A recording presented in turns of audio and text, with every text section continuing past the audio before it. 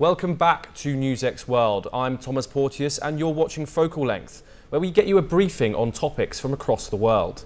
The nation of Turkey has been a matter of concern in regard to its stance on the world order. So is Turkey actually aiming to create a new world order? What does the relationship between Turkey and the USA look like? What is the stance of Turkey in the ongoing conflicts? Are the relations between India and Turkey strained? Joining us is Ambassador Mehmet Hasan. He was appointed as Turkey's ambassador to India in 2001 and then went on to represent Turkey in Greece, Austria and Portugal. He successfully coordinated Turkey's campaign for UN Security Council membership for 2009 to 2011. He also served as the Deputy Undersecretary of the Ministry of Foreign Affairs, responsible for the EU. Currently, he is a member of the Board of Trustees of Okan University, Istanbul. Thank you for joining us, Mehmet Hasan. My first question to you is, what is Turkey's stance towards the Israel-Palestine war? Turkey's stand is very clear. First of all, the bloodshed should stop. There should be immediate ceasefire. And classic parameters of UN should be taken into account for the final solution, that is two-state solution. What's going on in Gaza now is very inhuman. Children are being killed, innocent civilians are being killed. Poor Palestinians are stuck in Rafah, and we hear that Israel is going to attack the Rafah as well. So the international community should intensify its efforts on putting pressure on Israel for an immediate ceasefire. The West considers Hamas a terrorist organization. It also says that Turkey gives financial support to Hamas. Do you agree with these claims? First of all, we do not consider Hamas as a terrorist organization. That is true. I think this is also India's position. We must address the root causes of what happened on the 7th of October. These poor Palestinians are under siege for nearly 50 years. And we provide humanitarian aid and etc. to Palestinian people, but we are not arming anybody. How would you categorize the Turkish and American relationship at this point in time? Turkey is a member of NATO, but there has been a hot and cold exchange between these two countries. How do you categorize those?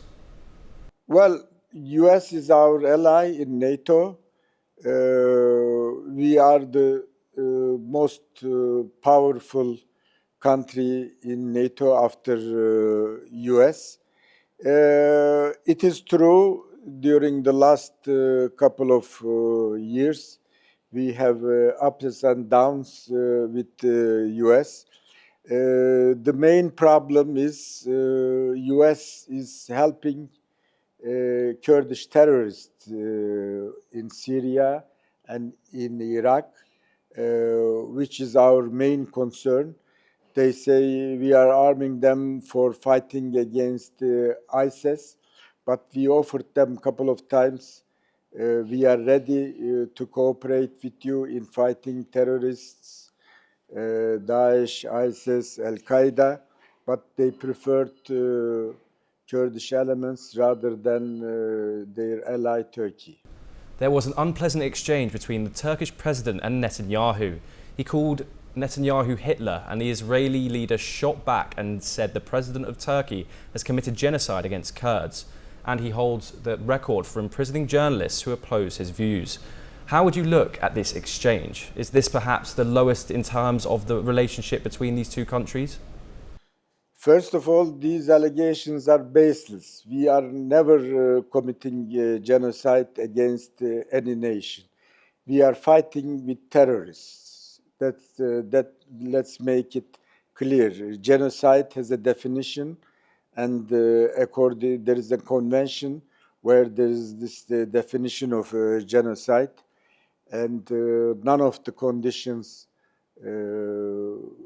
coincide with what Turkey is doing. Kurds are our brothers.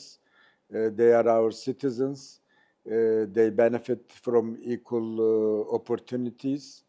We had Kurdish presidents, Kurdish origin. I had Kurdish origin ambassadors. So there is no question of any discrimination against Kurds. The West also says that Turkey wants to create a new Islamic world order and replace Saudi Arabia as leader in the region.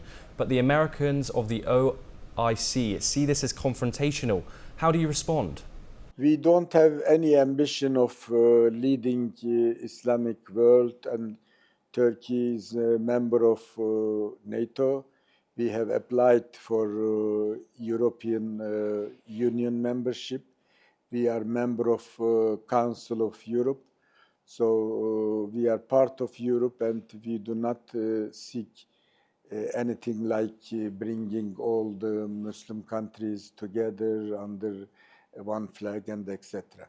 These are not true allegations. How would you define the India and Turkey relationship as it stands today, since it has its up and downs very recently? Well, we consider India as a friendly country. We do not share borders with India, but we share the same values, principles. It is true that we have good relations with Pakistan, brotherly relations, but having good relations with Pakistan should not prevent us improving our relations with India. India is an important country in its region. We are aware of this fact. So I think there is room for improvement. Turkey has supported Pakistan in the UN and has also been critical of India's internal matters. Do you think this is something that has strained relations between the two countries? Well, it's also a fact that a big portion of Azerbaijani territory, Karabakh, was occupied territories. So first of all, we have to accept this fact, and what Azerbaijan did is to liberate its occupied territories. But we are also trying to improve our relations with Armenia. As you know, they have some claims from the history. We proposed to them to establish one historian team and let them investigate what are the historical facts. There are two wars in play, Israel and Palestine and Russia and Ukraine. How do you see these panning out? And do you think the world pulse as we know it today is likely to change once we have a result of these wars? With the Ukrainian-Russian war, first of all, we respect Ukraine's territorial integrity. So we do not recognize occupation of Crimea by Russia. But at the same time, President Erdogan and President Putin have good relations, established relations. Russia is our one of biggest trade partners. We believe Turkey is in a good position to mediate between Ukraine and Russia. That's what we are trying to do.